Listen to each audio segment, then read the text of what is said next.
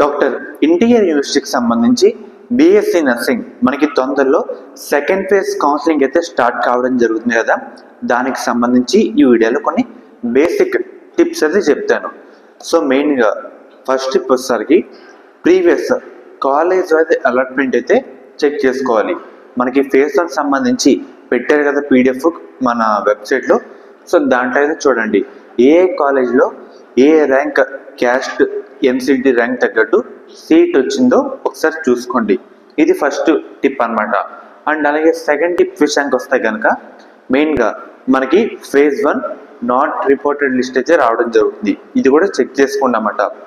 ఏంటంటే దీనివల్ల కలిగే బెనిఫిట్ ఎక్కడెక్కడ సీట్లు ఖాళీగా ఉన్నాయి, క్యాస్ట్ పరంగా, ఎన్సీటీ ర్యాంక్ పరంగా ఏ కాలేజీలో ఖాళీగా ఉన్నాయి అనే వివరాలు మనం అయితే తెలుసుకోవచ్చు అన్నమాట. ఇది అందరూ నెగ్లెక్ట్ చేస్తారు, కాకపోతే మీరు అయితే చేయకండి, మీకు యూజ్ అయితే కావడం జరుగుతుంది. ఇదేం పనికిరాదు కదా అని పక్కన పెడేస్తారన్నమాట. ఇదేం మనకి చాలా పనికి అయితే రావడం జరుగుతుంది. కాబట్టి దీన్ని కూడా మంచిగా అయితే యూజ్ చేసుకోండి. అండ్ అలాగే ముఖ్యంగా చాలామంది ఏం చేస్తారంటే నా ర్యాంక్కి కన్ఫర్మ్గా 2-3 కాలేజ్ పెట్టేస్తా వచ్చేద్దాం అనుకుంటారు. అలా అనుకుంటే మరి ఫేజ్ 1 ఎందుకు సీట్ రాలేదు, ఫేజ్ 1లో మంచి కాలేజ్ ఎందుకు రాలేదు? మీరు పెట్టే ప్రిఫరెన్స్ ఆర్డర్ కూడా స్ట్రాంగ్ అయితే ఉండాలి. నేను ఇదే ఫార్మసీ వాళ్ళకి కూడా చెప్పాను, మీరు పెట్టే ప్రిఫరెన్స్ ఆర్డర్ కూడా స్ట్రాంగ్ అయితే ఉండాలి.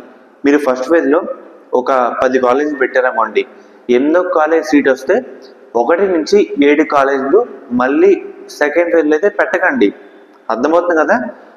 మీరు పెట్టే ప్రిఫరెన్స్ ఆర్డరే మీ సీట్ని డిసైడ్ చేస్తుంది. దాన్ని కూడా మంచిగా స్ట్రాంగ్ ఉండేలాగా ప్రిపేర్ చేసుకోండి. వేస్ట్ కాలేజ్ అయితే పెట్టద్దు, మీకు నచ్చిన అయితే పెట్టండి.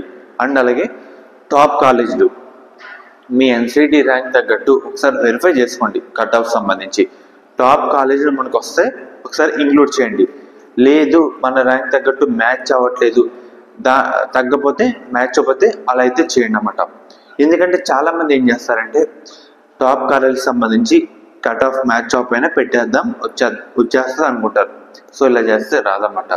మన ర్యాంక్ మ్యాచ్ అయ్యే కాలేజ్ పెడితే పక్కగా రావడం జరుగుతుంది. దానికి సంబంధించి ఫేజ్ 1 కాలేజ్ వైజ్ పీడిఎఫ్ కూడా ఒకసారి వెరిఫై అయితే చేసుకోండి అన్నమాట. అండ్ అలాగే ముఖ్యంగా మీ ప్రిఫరెన్స్ అయితే వేస్ట్ చేసుకోవద్దు. మీ ఎన్సీటీ ర్యాంక్ తగ్గట్టు కాలేజ్ అయితే పెట్టండి అన్నమాట. అండ్ అలాగే బెస్ట్ కాలేజ్ కూడా పెట్టండి. మెయిన్గా నాకు రీసెంట్గా ఒక ఎక్స్పీరియన్స్ అయితే ఎదురైందన్నమాట. ఫేజ్ 1లో కొన్ని కాలేజ్ పేర్లు అయితే సిమిలర్గా అయితే ఉన్నాయి. ఒక కాలేజ్ పెట్టబోయి ఇంకో కాలేజ్ పెట్టేశారు, వేరే కాలేజే సీట్ అలాట్ అయింది. రీసెంట్గా సబ్స్క్రైబర్ ఒకళ్ళు మెసేజ్ చేశారు. అందుకే చెప్తున్నాను, కాలేజ్ కోడ్స్ కాలేజ్ పేర్లు క్లియర్ కట్గా కంగారు పడకుండా వెబ్ ఆప్షన్ అయితే పెట్టండి. మీకైతే అర్థమవుతుంది కదా. రిలాక్స్డ్గా పెట్టండి. మనకి టైం ఇస్తారు, ఒక 3-4 రోజులు టైం ఇస్తారు. కంగారు పడకుండా బ్రాంచ్ కోడ్లు ఏంటి, కాలేజ్ కోడ్లు ఏంటి అని చూసుకొని పెట్టండి అన్నమాట. కొంచెం ఎక్కువ ఆప్షన్ పెట్టడానికి అయితే ట్రై చేయండి, తక్కువ అయితే వద్దు. మీకు సీట్ వచ్చేలా చూసుకోండి అన్నమాట. అండ్ అలాగే రిపోర్టింగ్ కూడా దాదాపుగా 2000 నుంచి 3000 వరకు చేయరు మ్యాక్సిమం. లాస్ట్ కూడా 3000 మంది పైగా చేశారు రిపోర్టింగ్ అయితే. పీడిఎఫ్లో వాళ్ళ పేర్లు అయితే రావడం జరిగింది. కాబట్టి నాట్ రిపోర్ట్ లిస్ట్ కూడా ఒకసారి వెరిఫై అయితే చేసుకోండి అన్నమాట. అండ్ అలాగే మీ ర్యాంక్ బట్టి పెట్టండి. బ్యాలెన్స్ సీట్స్ ఎన్ని ఉన్నాయి అది కూడా క్రాస్ చెక్ చేసుకోండి. కొంచెం ఎక్కువ ఆప్షన్లు అయితే పెట్టండి. వరస్ట్ కాలేజ్ అయితే పెట్టద్దు. కాలేజీలు ఏంటి ఇన్ఫర్మేషన్ మొత్తం తెలుసుకొని వెబ్ ఆప్షన్లు అయితే పెట్టండి అన్నమాట. అండ్ అలాగే చాలామంది కన్సర్న్ తెలిసి వాళ్ళు కాంటాక్ట్ అయ్యి మేము పెడతాం, మీ లాగిన్ డీటెయిల్స్ ఇవ్వండి అని అడుగుతారు. ఇలా అయితే చేయకండి.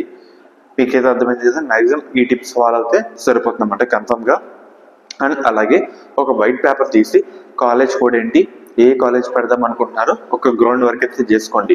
మనకి నాట్ రిపోర్టెడ్ లిస్ట్ వచ్చిన తర్వాత ఎంతమంది క్యాస్ట్ కాలేజ్ తగ్గట్టు సీట్స్ ఖాళీగా ఉన్నాయి, అండ్ అలాగే కాలేజ్ వైజ్ అలాట్మెంట్లో మన ర్యాంక్ తగ్గట్టు ఎక్కడెక్కడ సీట్ వచ్చింది, ఎన్ని పేపర్ వర్క్ చేసిన తర్వాతే ముందుకైతే వెళ్ళడం అన్నమాట. ఏం తెలియకుండా ముందుకైతే వెళ్ళకండి. శాస్త్ర కాలేజ్ అన్నమాట. ఈ కాలేజ్ అయితే మనకి నెల్లూరులో అయితే ఉంది.